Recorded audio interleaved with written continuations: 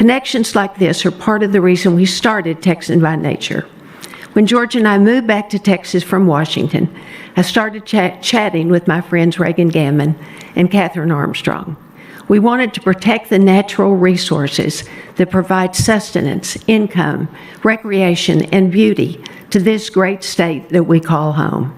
We dreamed of bringing leaders from all sectors together to advance projects and initiatives that benefit Texans.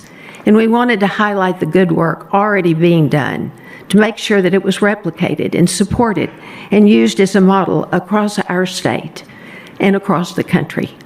Today, when I look out at this room full of conservation leaders and experts representing various areas of industry, community, and conservation, I'd say, I think we did it. Texan by Nature is thriving, and I'm proud of the progress we're making together and the example we're setting in Texas and beyond. Each year, we come together at this summit to celebrate conservation leaders, and we remind each other of our responsibility to protect our natural world. If we all do our part, work together and support one another in doing so, the multiplier effect will be remarkable. Texan by Nature has had the privilege of working with 35 different conservation wrangler projects. These projects have set a high bar for conservation, and they've been examples of leaders and citizens making a difference where they are with the resources they have. I'd like to recognize our 2023 Texan by Nature Conservation Wranglers: Texas Wildlife Association, Caddo Lake Institute, American Bird Conservancy Splash Program, Hill Country Alliance Night Sky Program, and Ducks Unlimited Chenier Plain Restoration. Congratulations, and thank you all for all that you do. You're inspiring, and you're ensuring that everything continues to be bigger, brighter, and more beautiful in Texas. Thank you all very much.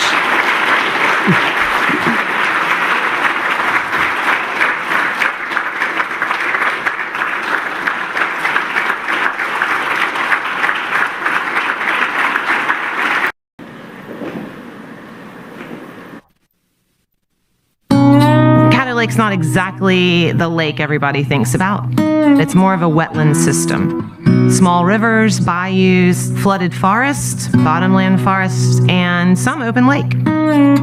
Everybody that lives around Caddo Lake is in love with Caddo Lake. It's a very special place, a very spiritual place, a very welcoming place, even though it's very mysterious and almost scary to some, I think. But it has this draw to it that people want to see more and more and more of Caddo. Morning! People do love this lake. They love it. Caddo Lake and its diverse ecosystem face a number of threats, some of it from water quality and pollution, lots of invasive species that are threatening the lake, and a lack of clean water flows. In Texas, almost every body of water is managed by state, local, and federal agencies, but that's not the case for Caddo Lake. There's got to be somebody who's always looking out for what matters most to Caddo. That's why the Caddo Lake Institute is so important.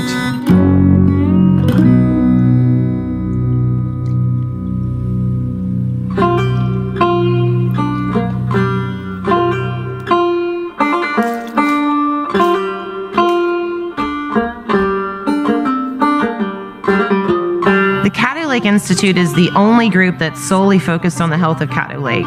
We want to put solutions in place that help the Caddo Lake ecosystem. CLI is the glue to bring together the local landowners with the scientists and the government agencies, bringing people together and then implementing the best science-based conservation practices. That's what it's all about. We worked so independently for so long, just a little group of people working together because we love the lake. One time they wanted to build a canal through it, and of course we've had lots of invasive species. Any problem that comes up, we're like little cattle warriors, I guess. We We knew we had something wonderful, we knew we had something fine, but we didn't have much science to back us up. So that, I think, is the key thing to Caddo Lake Institute, is they've brought us knowledge. The Caddo Lake Institute is always monitoring the health of the lake, and so we have 30 years of water quality data that's gathered at least every season, along with forest health data and fish data. When we first started, there were serious water quality issues at this lake that were almost to the edge of being able to sustain life. We needed more fresh water into the system, but we needed it at the right time.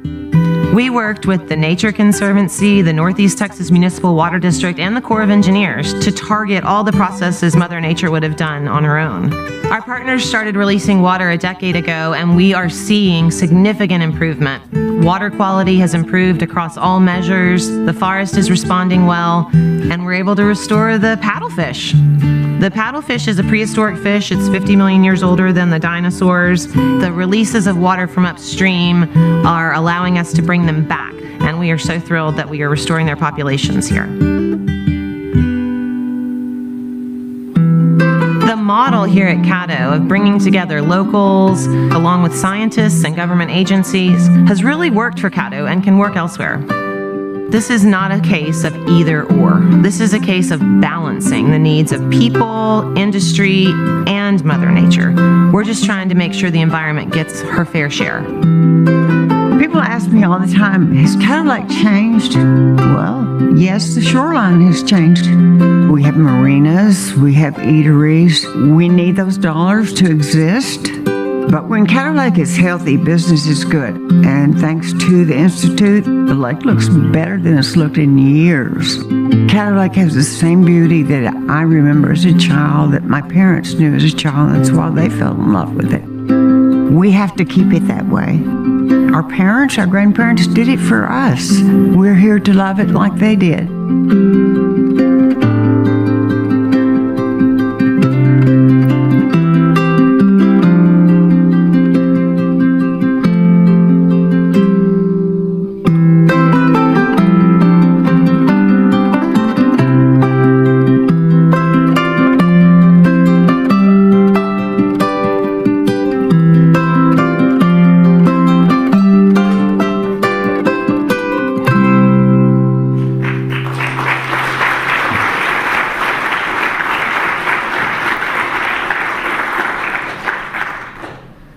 Wow, these videos always inspire me. Conservation partners, you are doing amazing work. I'm Kinsey Cherniak, Program Manager at Texan by Nature, and I'm excited to dive into our second panel of the day and a critical component of the future of conservation communication, measurement, and reporting. Texan by Nature works with over 145 conservation NGOs through our Conservation Partner Program. Through this, our accelerator work, and our industry membership conversations, we often hear about disconnects between project vision, intended project impact, measured project impact, project funding opportunities, and final project reporting. Part of this disconnect comes from lack of standard vocabulary and frameworks between funders and conservation groups. Part comes from historical reticence to fund projects fully, including baseline data, monitoring, and messaging, the non-dirt moving aspects of conservation, if you will. But it's interesting, because the need to measure and communicate in a standard way is as old as time itself. Some of the first mathematical tools that humans developed were to help them measure. They had to measure the passing of time, find ways to divide up pieces of land, and help develop a system to keep track of goods ownership. Fast forward to 2023, and science-based standard communication is the cornerstone of accounting and trade. It's also a unifying foundation at the intersection of conservation and industry. Rising interest in ecosystem service valuation and crediting, the use of local conservation efforts to achieve global sustainability strategies, and exploration of new partnerships all rely on clear communication of goals, conservation practices, and impacts to create new opportunities. This panel will explore best practices in ecosystem impact measurement, conservation prioritization, project funding, and project reporting. You will hear lessons learned from landscape scale conservation efforts, investment strategies, and energy production.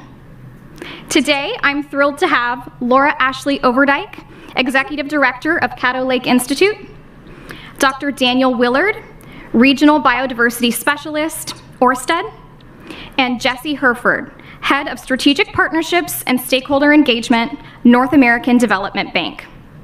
So similar to our first panel, you'll hear each presentation in succession, and then we'll join the speakers for a live Q&A after all presentations are complete.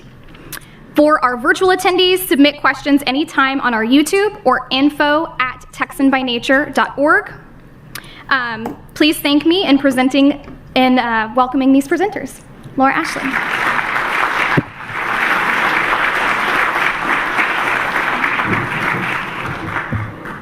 I'm so glad we all got to go to Caddo Lake together for just a little bit this morning. It feels like a totally different world, and it's only 2 hours away from here, which is kind of amazing. What would you do if you were tasked with conserving Texas's only natural lake, the largest bald cypress forest in the world? If you needed to look out for 973 species across 40,000 acres, how would you protect what U.S. Fish and Wildlife Service calls Priority 1 habitat, the only wetland in Texas that the UN has recognized as irreplaceable? Now, although Caddo is one of our last wild places, as you saw, lots of people live there. It's a very well-loved place. And even though we have some virgin hardwood forests that are virtually untouched and are called some of the best of what's left in the whole country, it's obviously a place that is not untouched by man. It has long been a favorite of fishermen, hunters, and boaters, and we have a very rich and proud history. Caddo was the first place in the world oil was ever drilled for offshore. And lots of big oil companies got their start right there in Caddo Lake. But its iconic place in our history goes back much further than that. So the name Caddo, it's named for the Caddo Nation of Native Americans, and they're known for being so diplomatic and peaceful that whenever they met newcomers, they would say, "Tejas, Tejas," meaning friend, which became Tejas, which became Texas. We have 13 vulnerable species found at our ecosystem, and it can be tempting to start to try to save each one of them individually. Although I don't know how successful I would be at raising money to protect the alligator snapping turtle. Once he snaps onto your finger, he is not going to let go. So we decided rather than get drawn into chasing grant dollars or one species at a time, we needed to really step back and look at the landscape as a whole, because it's forest, it's bayou, it's seasonally flooded swamp, it's open lake, it's a lot of different types of habitat. And we needed to think of the one thing that would really help everything. So that one thing is water. But water at the right time in the right amount. And that's what we call environmental flows. So here you see Caddo circled, and all the water's flowing from west to east from Texas. And our big tributary, Big Cypress Bayou, you see 2 reservoirs. So if it's, as all Texas school children learn, the only naturally formed lake in Texas, then these other lakes you see off to the west are reservoirs. Lake of the Pines is the biggest one, and that was completed in 1959 in response to a lot of floods that had happened in that area. And so once that dam went in, the flooding was greatly, greatly improved. The downstream habitat began to see some changes. Trees began to die off, the water quality went down, fish that had been there died out, And so we started to see a lack of natural rhythms. And that's because Mother Nature has variability and seasonality for a reason. There are high pulses of water in the springtime that tell some fish it's time to spawn and scour the bottom and bring lots of fresh water into our system. There are drier times in the summer that allow new cypress trees to grow and hopefully strand some invasive species. And so how could we mimic Mother Nature? How could we go about trying to return some variability using the existing infrastructure, using that existing dam? Well, we took a decade of doing a lot of baseline studies with universities, with different branches of government, and getting a lot of good data and meeting regularly. We had hundreds of scientists from across all different realms and private practice come together and do lots of baseline studies and talk to one another to establish what would these prescriptions of flows look like to restore the whole habitat. After about a decade, we worked with the Corps of Engineers to validate all of these ideas and releases that we had in mind. And then in 2018, the Corps of Engineers added these prescriptions of flows that would heal the downstream habitat into the operations manual at Lake of the Pines. So it's in the operations manual now, and that is a big success story for us and has made us one of the top 3 success stories of the Nature Conservancy. So navigating work with the Corps of Engineers is not simple, and it's not quick. And so what did we needed? A friend. We needed a partner. We needed a teammate. Enter the Nature Conservancy. Thank you very much. You had a great framework for how to work with the Corps of Engineers called the Sustainable Rivers Program. We are one of their top 3 successes, but now they have more people trying to engage in that program than they have available funds, so it's spread rapidly. But another critical partner in all of this is the Northeast Texas Municipal Water District, because their member cities use the water in that reservoir for water supply. And they really are top in their class, incredibly innovative in seeing ways to balance the needs of industry, municipalities, and Mother Nature. And I'm really grateful to have the head of Northeast Texas Municipal Water District with us today. I see Wayne Owen. Thank you, Wayne. We could not have done it without our partners. So how are we going to know if this is working? What do we measure to see if this whole prescription has been successful? Well, we would expect to see that water quality would improve. We would expect to see the forests around the bayous get healthier. We would expect to see some fish that were there return. So we wanted to use data from our partners. We didn't need to recreate the wheel. So we looked at each of our partners to find the data they were already collecting to apply to our project. And we only hired our own scientists and our own experts whenever there was a gap in that information. So you saw a guy in an orange outfit out in the woods. He spends about 2 weeks every August, I don't know why he has to pick August in East Texas, to work from dawn to dusk, counting literally every shrub, every tree, across hundreds of plots, of study plots, and compiling all of that data to see how the forest is doing. We have a chemist who's collected water quality for us for 30 years, and so we could see what was happening there. And so we took all of this data and we put it into some sophisticated models at the Corps of Engineers to tell us that our project really is working. And those are a few of our big milestones. But I'll have to say, a lot of this is highly technical. If it's not technical enough for you, I brought a chapter from a fisheries biology book that has a lot of information I'm happy to share with you. But for a lot of people, it's highly technical. And so we have our poster child, the paddlefish, which is 50 million years older than the dinosaurs, our continent's oldest surviving species. Maybe not that one exactly, but you get the picture.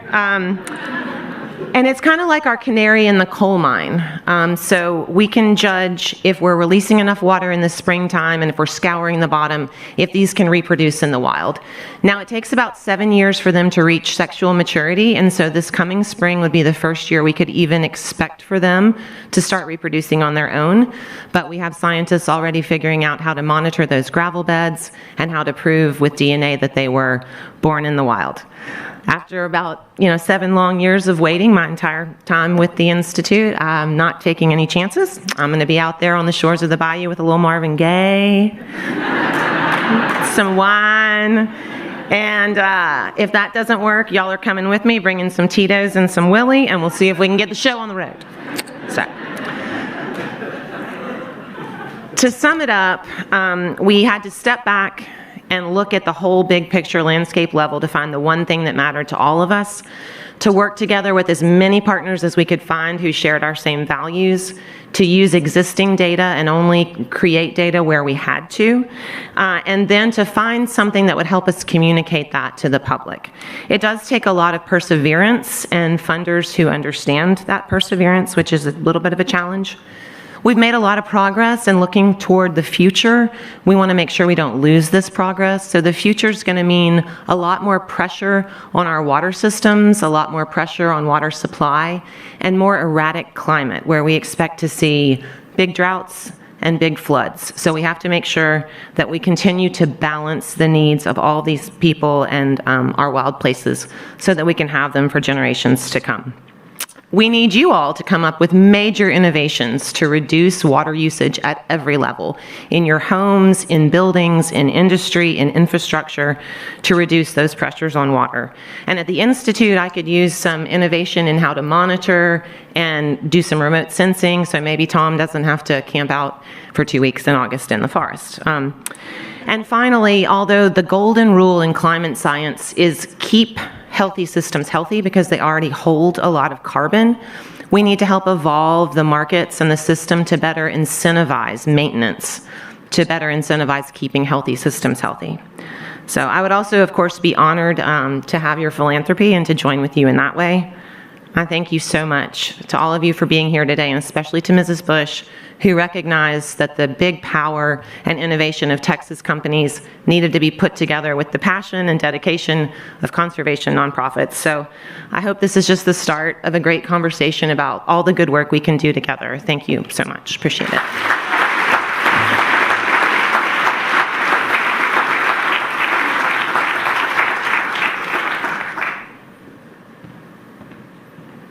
It's the right thing to do.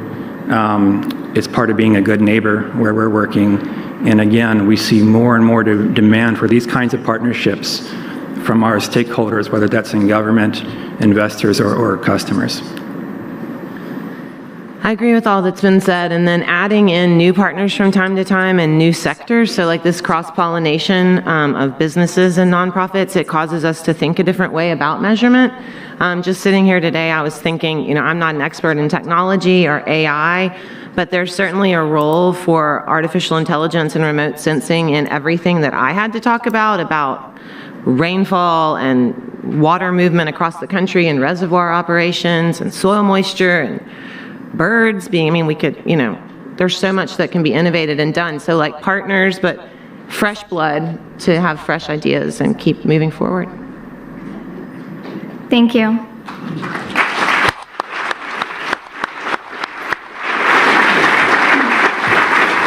Thank you for your questions and your engagement in our second panel, Conservation Communication. And thank you to Laura, Ashley, Daniel, and Jesse for sharing today. Now I have the best job of the day, to break you guys for lunch. So we'll take a break and we'll come back together at 1:30 for our afternoon panels. Don't forget to join us for continued conversation on the YouTube stream or at info@texanbynature.org if you have any questions. For those of you in person, lunch will be served as you leave the auditorium.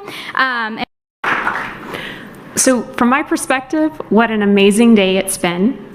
I want to thank the speakers, each one of you who came and sat on stage. I thank you for your time in being here, your time in preparing, your expertise, your candor, your knowing that You had no idea what questions were going to be asked. I really appreciate you being here today. Thank you to the Texan by Nature team for being brilliant, steadfast, passionate, amazing each and every single day. I am very lucky to work with each and every one of you. Thank you guys.